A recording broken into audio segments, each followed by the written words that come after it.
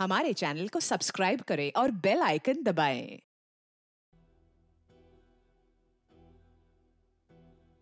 अरे डैड, आप यहाँ अंधेरे में क्या कर रहे हैं? और ये सब सामान क्यों बिखरा हुआ है? 1:30 बजने को आया है। मैं तुमसे कुछ पूछना चाहता हूं। क्या है ये तुम्हारे पास कैसे?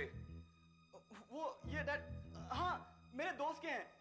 कुछ दिन के लिए मांग कर लाया हूँ। और ये सीडी प्लेयर? ये भी मेरे दोस्त का है। उसने नया खरीदा है, कहा कुछ दिन के लिए रख ले। अच्छा, बहुत दिल वाले हैं तुम्हारे दोस्त। हाँ, इस पते का क्या मतलब है? किसका पता है ये? 17 गुलमोहर बंगला, मड रोड, तारीख 20 से 25 कलकत्ता। क्या मतलब है इसका? या ये भी किसी दोस्त ने दिया है तुम्हें? बताओ। डैड, ये इधर कैसे आया मुझे नहीं मालूम। झूठ मत बोलो, बताओ, सच बताओ, बोलो। मैं सच कह रहा हूँ डैड, मुझे इसके बारे में कुछ नहीं मालूम। सच बताओ, बताओ। डैड, मैं सच कह रहा हूँ, मुझे इसके बारे में कुछ नहीं मालूम है।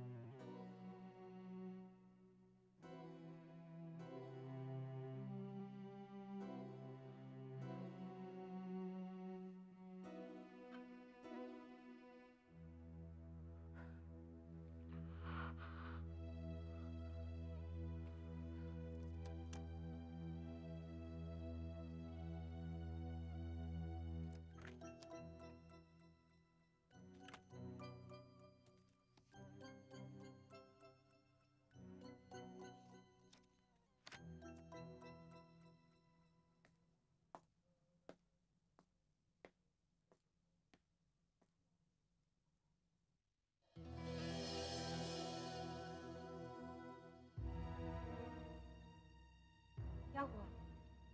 क्या बात है? ये बच्चे कितने जल्दी बड़े हो जाते हैं, नहीं?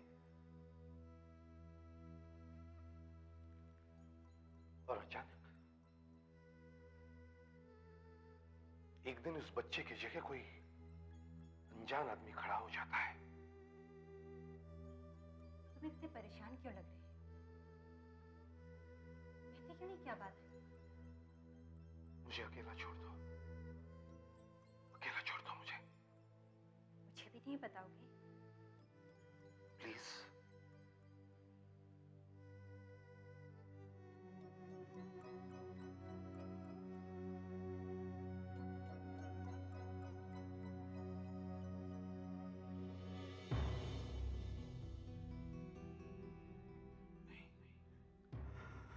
हे भगवान, मेरा बेटा चोर है। नहीं, ऐसा नहीं हो सकता, ऐसा नहीं हो सकता। सुबह से डांस कर करके थक गई हूँ मैं। इतने सारे स्टूडेंट्स मिले, लेकिन समझ में नहीं आता कि इतने सारे लोगों में से हम उस लड़के को पहचानेंगे कैसे। तुमने कुछ तो बातें सुनी होंगी। पूछो मत। काम की बात छोड़कर बाकी सब लफड़े ही सुनने को मिले हैं। लगी रहो, शायद कुछ आता जाए। I hope so. मैं जरा लेडीज रूम जाके आती हूँ। हद है यार, मेरी कुछ समझ में नहीं आ रहा। परेश, तू श्योर है तू मेरे घर पर नहीं आया था? बॉस, मैं तेरे घर पे नहीं आया था। अजीब है यार। माँ कह रही थी कि थर्ड ईयर के 2 स्टूडेंट आए थे कॉलेज से, कोई ट्रिप पर जाने की बात कर रहे थे महाबलेश्वर की। माँ बता रही थी कि उसमें से एक का नाम परेश था। अगर तू वो नहीं था तो कौन था यार? देख, थर्ड ईयर में मैं अकेला परेश हूँ, और ये महाबलेश्वर का क्या चक्कर है मुझे तो नहीं पता बॉस। क्या मानो यार, मेरी तो कुछ समझ में ही नहीं आ रहा। देख, मैं तुझे सही बता रहा हूँ यार, मैं तेरे घर पे आया ही नहीं। एक्सक्यूज मी, क्या आप जरा मेरे साथ आएंगे? मगर क्यों? तो 4 दिन पहले 2 स्टूडेंट्स तुम्हारे घर में आए थे, और तुम्हें पता नहीं है कि वो कौन हो सकते हैं? मेरे डैड ने कह दिया कि मैं नहीं जा सकूंगा, क्योंकि 20 से 25 के बीच में तो हम कलकत्ता जा रहे हैं। अच्छा, और उनमें से एक तुम्हारे यहाँ बाथरूम में गया होगा, राइट? हाँ हाँ राइट। और जब वो दोनों घर पे गए थे तब तुम क्लब में थे, राइट? हाँ, ये सब आप कैसे जानते हैं? हम बहुत कुछ जानते हैं। कॉन्ग्रेचुलेशंस मिथिला, हमें हमारा सुराग मिल गया। सर, मुझे यकीन है कि 20 तारीख को जब आदित्य और उसके घर वाले कलकत्ता में होंगे तो यहाँ उनके घर में चोरी होगी। कलकत्ता? क्या पता बताया तुमने? 17 Gulmohar bungalow, mud road. Sir, Aditya और उसके माँ बाप 20 तारीख के बीच में कलकत्ता में होंगे और तब यहाँ उनके घर में चोरी होगी 20 तारीख को।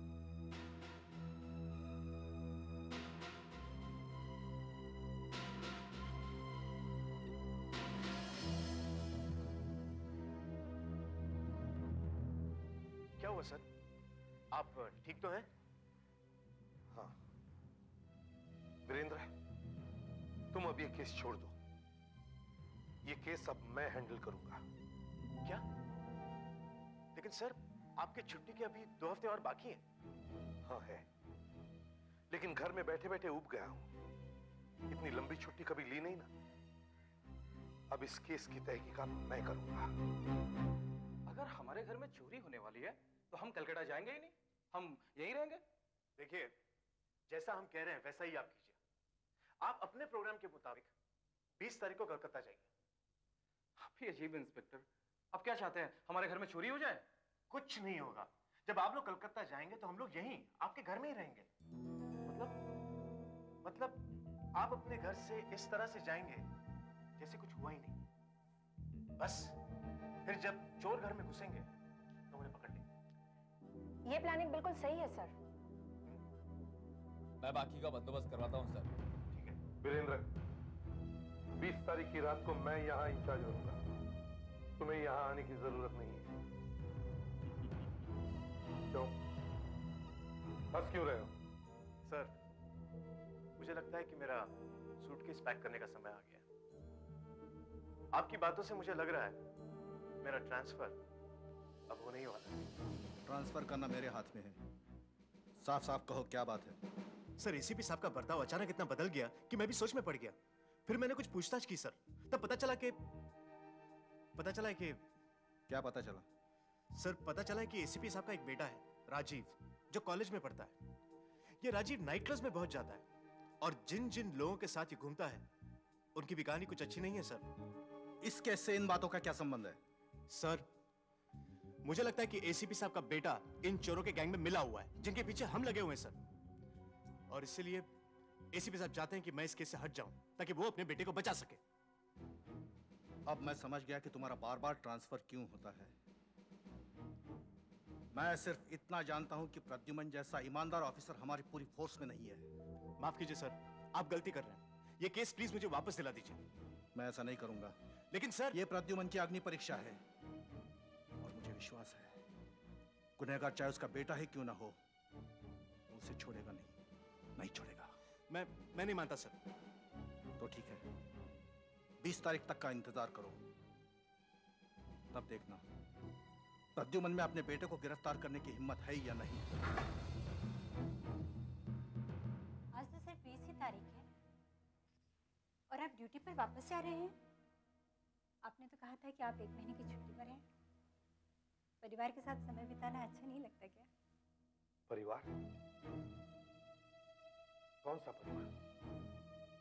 वो परिवार जिसमें एक बेटा है। वो बेटा जो घर में नहीं रहता, जो रात भर अपने अमीर बिगड़े हुए दोस्तों के साथ मस्त रहता है, उनके साथ सिगरेट फूकता है, बियर पीता है और न जाने क्या क्या करता है। आखिर बात क्या है? कुछ तो जरूर हुआ है जो आपको अंदर ही अंदर खाए जा रहा है। देखिए, आप मुझे सच सच बताइए प्लीज। बात यह है कि अचानक ही केस आ गया है। मुझे जाना पड़ेगा, मैं देर से लौटूंगा। राजू कहीं बाहर गया है? नहीं, कमरे में है। राजीव जी। 1 मिनट बाहर आना बेटे।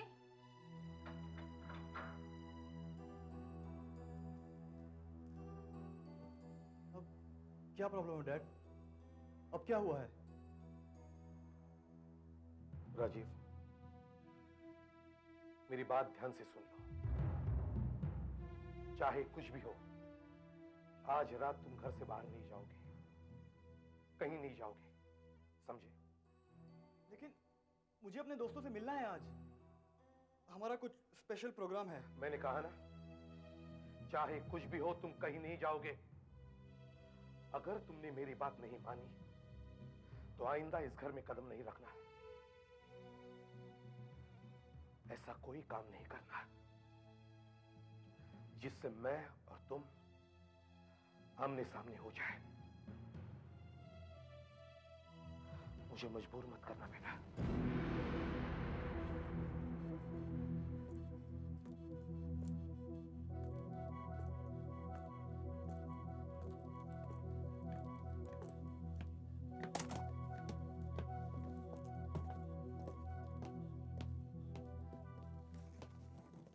सब तैयारियां होगी। देखिए, मेरा ख्याल है वो इस सामने वाले दरवाजे से अंदर आएंगे, या तो फिर इन खिड़कियों को तोड़कर भी। और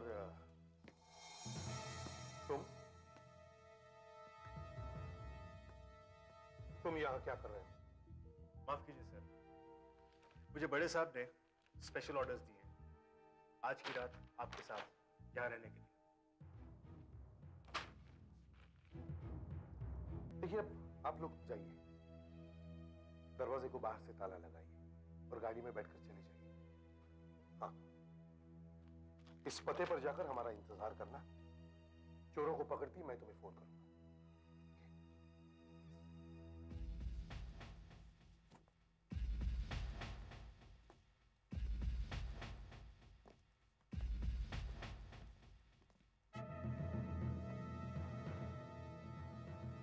बत्ती बुझा देना।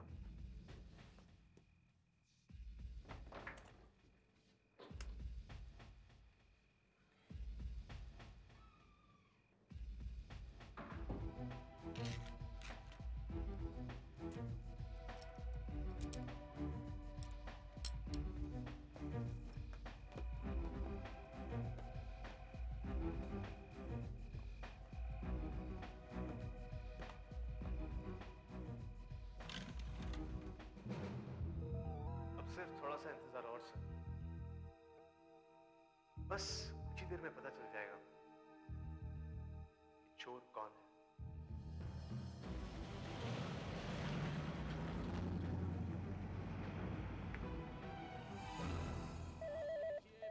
जादू।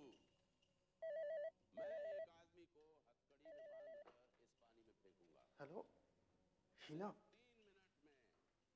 क्या आज रात? लेकिन मैंने अपने डैडी को प्रॉमिस किया है कि मैं कहीं नहीं जाऊंगा आज। हाँ, ओके। क्या कहा? 17 गुलमोहर बंगलो, मड रोड। ठीक है, मैं पहुंचता हूँ। मम्मी, मुझे बाहर जाना है। नहीं राजीव, तुम्हारे डैडी ने बाहर जाने को मना किया है ना तुम्हें। प्लीज मम्मी, बहुत जरूरी काम है, मुझे जाना ही होगा। नहीं बेटे, राजीव रुको, राजीव रुको, राजीव बेटे सुनो तो, रुक जाओ बेटे।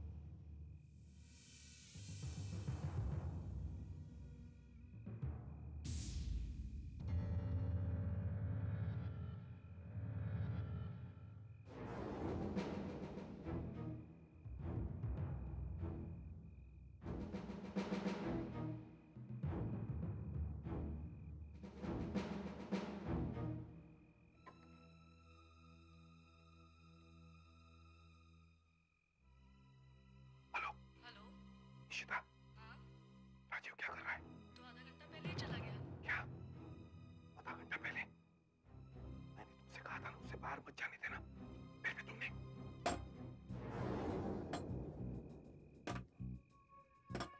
मैं तुम्हें बाद में फोन करता हूँ।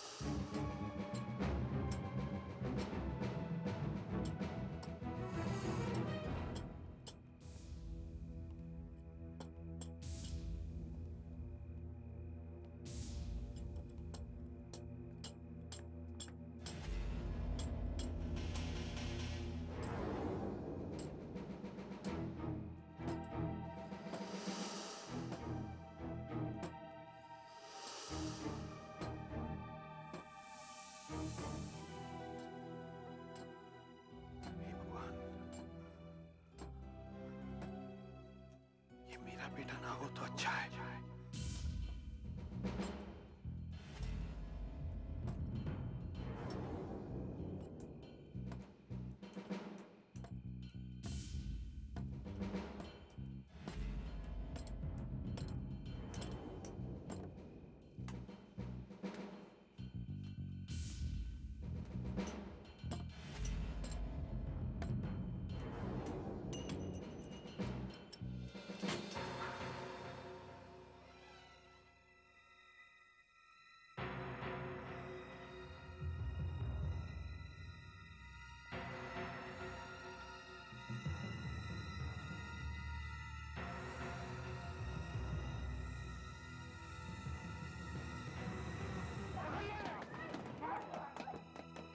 तीसरा भाग गया, तीसरा भाग गया।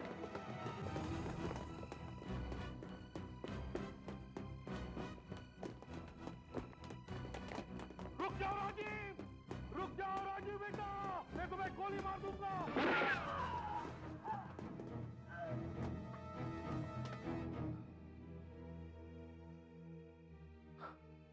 सर, आपने अपने बेटे को गोली मार दी?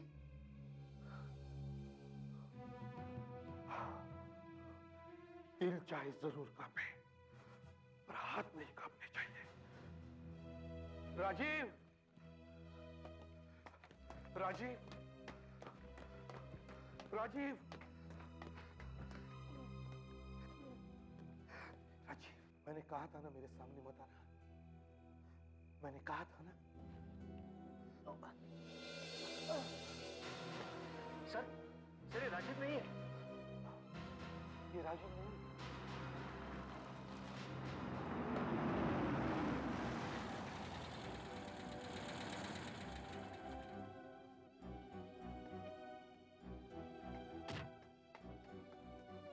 ओह नो, लगता है हमने आने में बहुत देर कर दी। सर, इन चोरियों के पीछे शिरीष और करण का दिमाग था। शिरीष का एक दोस्त है, ताला तोड़ने वाला, जो इनके साथ मिला हुआ है। और शीना शिरीष और करण को स्टूडेंट्स के बारे में खबरें दिया करती थी।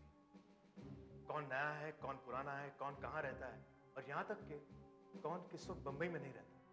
और मैं अपने बेटे को गुनहगार समझता था। मुझे तो इन लोगों पर पहले से ही शक था, खास तौर पे तब जब डैडी ने मुझे वो पता दिखाया। शीना उस दिन हमारे घर पे आई थी। मैं समझ गया कि हो ना हो ये पता उसी के बैग से गिरा है। मैंने उससे पूछा, लेकिन उसने साफ मना कर दिया। हम तो ये चोरियां बंद करना चाहते थे, लेकिन शिरीष के एक ताला तोड़ने वाले दोस्त ने उसे मजबूर कर दिया। कहने लगा कि एक आखिरी चोरी कर लो। जब मैंने ये सुना तो मैं घबरा गई, और जब मैं किसी से बात ना कर सकी तो मैंने राजीव को फोन करके सब कुछ बता दिया। सर, शिरीष, करण और उस तीसरे चोर से मैंने पूछताछ की। तीनों का कहना है कि राजीव बिल्कुल निर्दोष है। वो तो वहां अपने दोस्तों को रोकने के लिए गया था। Thank God, thank God. Sir, इनके बारे में आप ही सही निकले सर। मैंने तुम्हें कहा था ना, ये किस मिट्टी का बना हुआ है। आई एम सॉरी वीरेंद्र, मैंने तुम्हारे काम में दखल दी। नहीं सर, मैं शर्मिंदा हूं कि मैंने आप पर शक किया है, लेकिन जिस तरह से आपने उस आदमी पर अपना बेटा समझते हुए गोली चलाई थी, मैं उसकी दाद देता हूं। सर अब इतना सब हो गया है, मुझे जाना चाहिए, मैं यहां नहीं रहूंगा सर। ठहरो, तुम कहीं नहीं जाओगे।